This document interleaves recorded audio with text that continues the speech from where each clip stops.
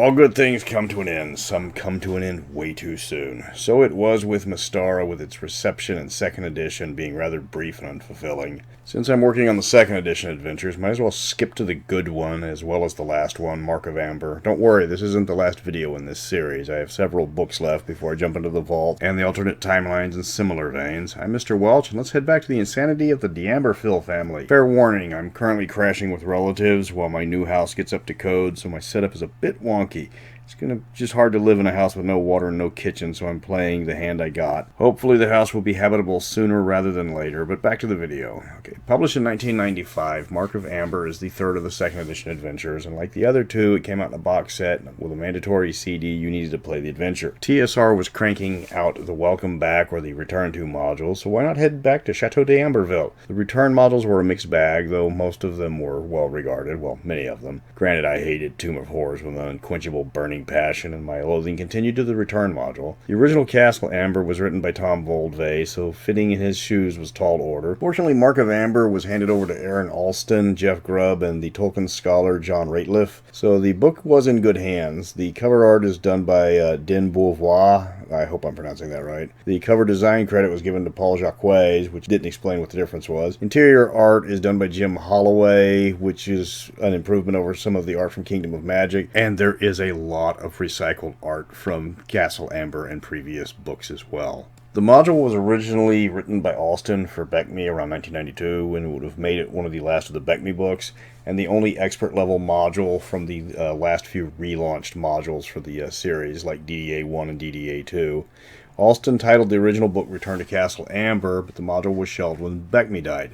Fast forward to 1995, and TSR needed a new module for Mystara, and they gave the job to Jeff Grubb to return to Castle Amber to the second edition module, Mark of Amber. Grubb did a decent job on the conversion, but Alston hated the CD's inclusion because stopping the game to turn on the CD player really broke the immersion of the game. From here on out, there's going to be a lot of spoilers. Granted, if you're playing Mark of Amber, consider yourself a die-hard Mystara fan, because the second edition stuff isn't really well regarded. This whole module is about returning Etienne D'Amberville back to life or immortality, depending entirely on how you handle the mystery portion and the dream sequence portion of the module. The module covers almost the entire D'Amberville family, and the amount of NPCs in this book is just staggering. There's almost 36 members of this family, and each one has paragraphs of background written in the back. One problem the DM is going to have is they're going to have to memorize almost all the NPCs in order to play them correctly. The party is running around a family gathering of one of the most lethal families in D&D history, and it's a huge family. The core of the adventure is a mystery. You're going to meet all the family members rather quickly, and somebody is going to be killing them off almost as fast. While you are trying to save the various members of the family, somebody keeps sending you into the dreams of Etienne, who has been missing since the events of Wrath of the Immortals.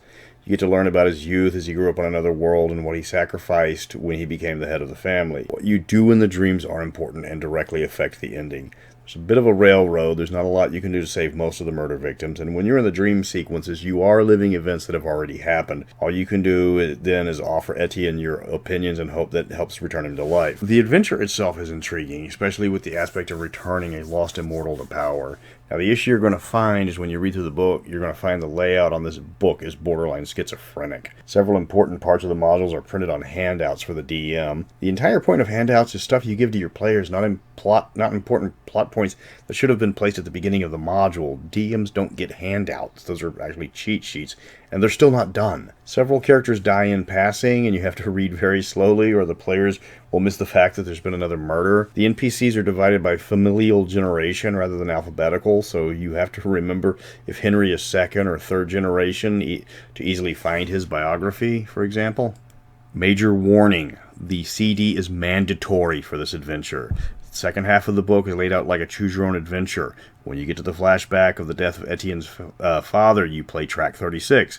If you don't stop the general from having Etienne order the execution of the prisoners, then you play track 37. If they argue with the general, play track 38, and if they succeed, play the track after that. The book doesn't repeat what is said on the audio tracks. Without the CD, this module is unplayable. CD is not on YouTube. Remember that when I get to the current pricing and all of that. The monsters are what you would typically find in Castle Amber. You've got the Magin, you've got Gollum, and stuff like that. This includes one of the only Mind Flayer encounters in any module. There's no explanation of how the Illithid got to Mystara, or even what the ecology of the Mind Flayers are in Mystara, and it seems glaringly out of place compared to what the other monsters were available. The final fight is especially lethal because the party's around 8th to 10th level, and they are facing a 15th level wizard with bodyguards and golems at his beck and call. The party can have allies jump in on their side, but that's not guaranteed. If they weren't impressing people all that much, the big bad is going to toss them around like ragdolls until Etienne finally returns. It's a very unfair fight, and the party isn't going to enjoy it all, even when the big damn hero does finally show up. This module has the potential to wreck the Mystara timeline one more time, granted, which is one of Etienne's favorite hobbies. At this point, the Night Dragon Sin is causing all sorts of problems in Glantry by framing people, manipulating princes, and hiding behind her helpless facade. She's a terrifying villain. The problem is Etienne is an immortal. He automatically can see through the illusions of Sin, and the magic duel between the two would be laughably brief. Sin would make some pathetic threat to Etienne, ranting long enough for Etienne just to snap his fingers and violently turn her inside out in the Glantrian Parliament. Nothing ends an argument like wizards like spontaneous explosive decompression.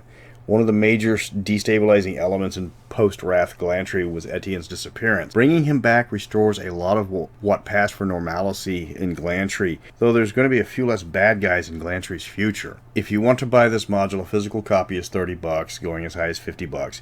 It's not a popular module, there's little demand for it. If you get it, make sure it comes with the CD. Like I mentioned previously, without the CD, the module is worthless.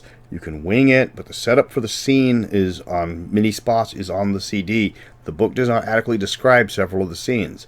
There's a PDF for $5 on DriveThruRPG, but obviously it doesn't come with the CD, and therefore it's useless. Get the physical copy if you want this module. That is your only option. Mark of Amber is not a bad adventure, but the haphazard layout doesn't help it at all. It's got some wonderful maps, the handouts are high quality. It would have been a game breaker for the Mystara setting with the return of one of the biggest power players in the setting. But unfortunately, that will be what could have been theme for the entire adventure. I was going to break down the next two modules into a week each, but having read them again, they are both very brief for what you paid for. So next week, I'll cover both Night of the Vampire and Hail the Heroes to get the second edition modules out of the way. So until then, remember house repairs travel at the speed of bureaucracy.